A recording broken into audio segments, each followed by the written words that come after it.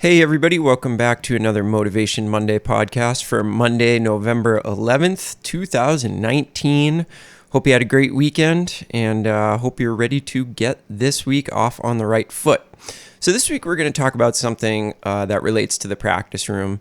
And I looked back through a bunch of old Motivation Monday episodes to see if I had already talked about this.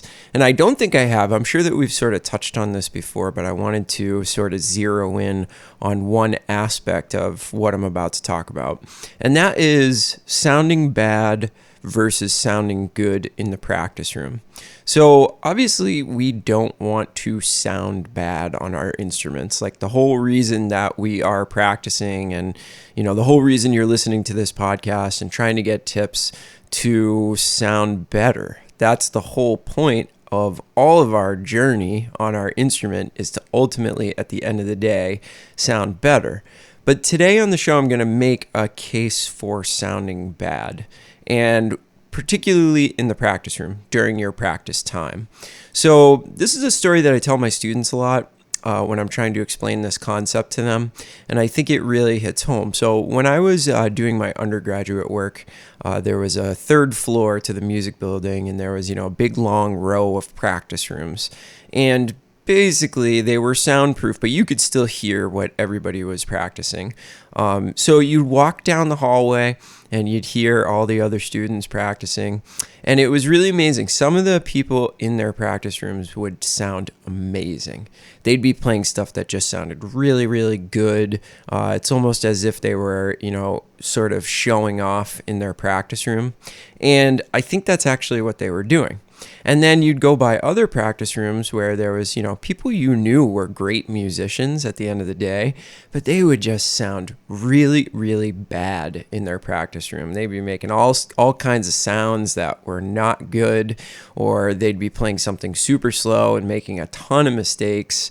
And it really struck me after a couple of years of being in college that if you took a survey of the different people that were either sounding good or sounding bad in the practice room, at the end of the day, when you went to see performances or just heard people play around the school, it was the people in the practice room that sounded horrendous that were always the better musicians.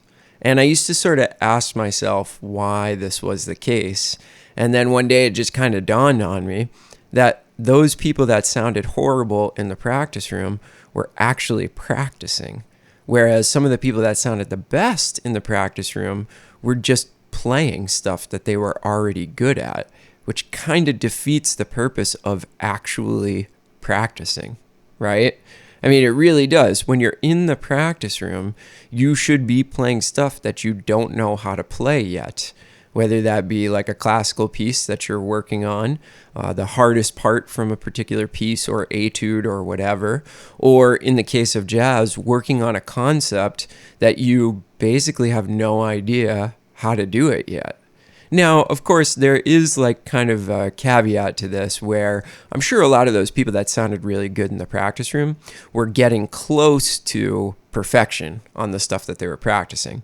So it's not like you should sound bad 100% of the time, but the majority of your practice time should be spent on things that you don't know how to do. Hence, you should be sounding pretty awful during your practice time.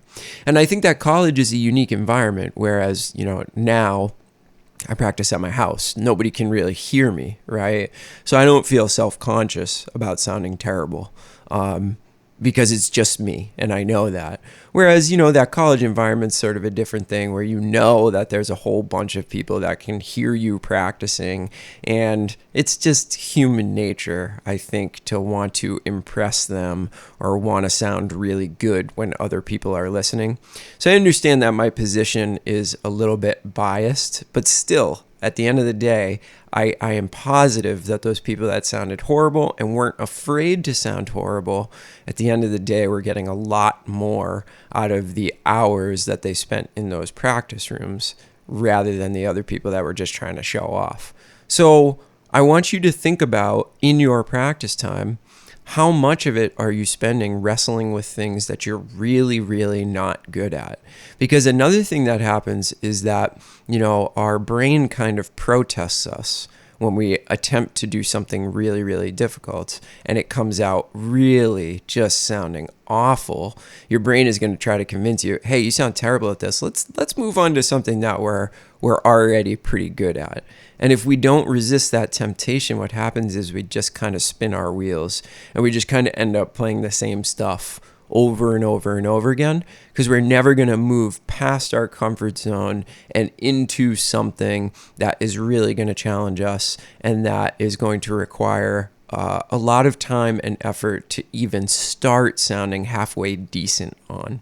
So I want you to kind of audit your practice time and think about how much time am I spending sounding god-awful, working really, really hard to get it to sound better, and how much time am I spending just kind of playing stuff that I know sounds good so that I'll feel good at the end of the day. And there's kind of a big difference between those. Now, one of them makes you feel good instantly, and the other one is going to make you feel really, really good when you finally get those really tough concepts down, and that actually translates into your playing. I would argue that the second one makes you feel a lot better because you know how hard you worked to get that particular difficult sound into your playing. So just something quick to think about this week, making the case for sounding bad in the practice room.